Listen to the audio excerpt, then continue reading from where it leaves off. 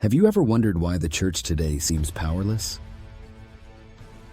Why do so many Christians live in rebellion, following the laws of this world but disregarding the eternal laws of God?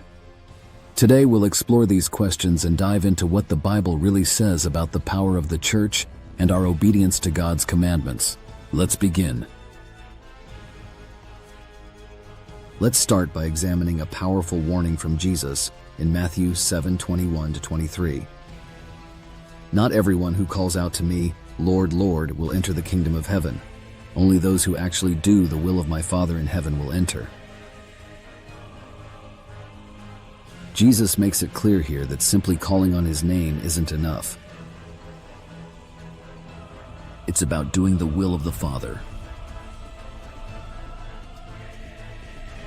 This is a sobering reminder that the church today may be filled with people who say the right things but aren't living according to God's will.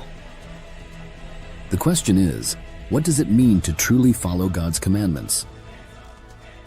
Let's turn to John 14:15 for some insight from Jesus himself. If you love me, obey my commandments. Obedience is the key. God's commandments are not optional, they are eternal.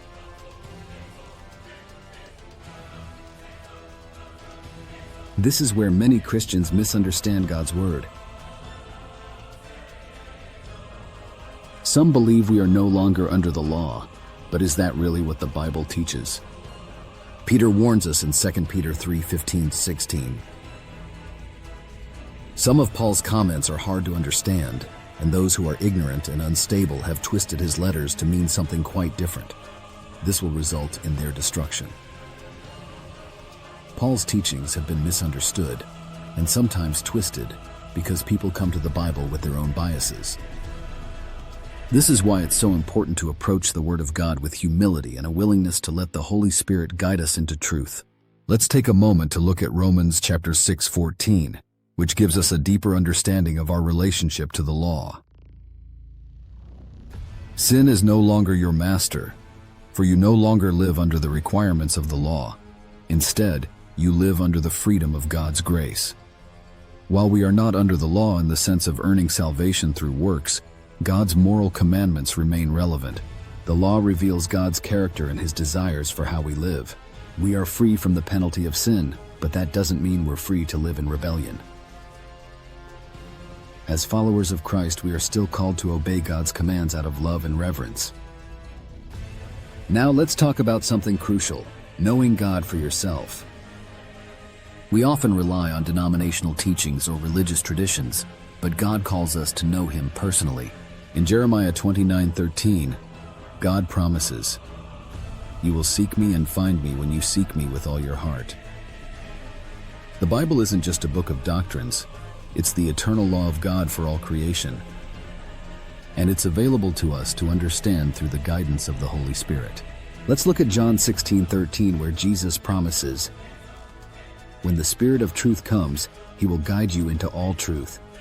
The Holy Spirit is our teacher, helping us to understand God's word and applying it to our lives. But we must be willing to lay aside our biases and let the Holy Spirit reveal the truth to us. In Acts 2:17, we read about the outpouring of the Holy Spirit in the last days.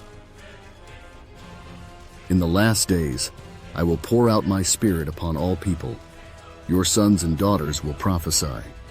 Your young men will see visions, and your old men will dream dreams." God is still speaking today. He still moves through his Spirit, and the fivefold ministry, apostles, prophets, evangelists, pastors, and teachers, still exists. But are we listening?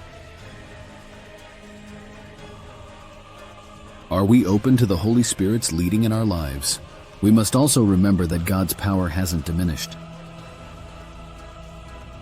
The miracles and wonders we read about in the Bible didn't stop after the apostles. In Mark 16:15-18, Jesus commissions his followers, "Go into all the world and preach the good news to everyone. These miraculous signs will accompany those who believe." Jesus didn't say these signs would end with the early church. He said they would accompany all believers. If you believe that God still works miracles today, type Amen in the comments. God's power is still alive and active. Our faith is what makes the difference.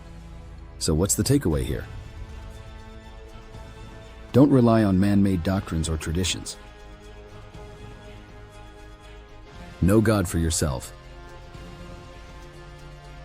Seek Him with all your heart, and let the Holy Spirit guide you into all truth. The Bible is more than a book. It's God's eternal word, and it holds the keys to living a powerful, obedient life in Christ. Thank you for watching. If this message challenged or encouraged you, please like, share, and subscribe to help spread the truth. Let's help others break free from false teachings and rediscover the power of God in their lives. Drop a comment below with your thoughts or questions. I'd love to hear from you. Until next time, stay blessed and stay rooted in God's Word.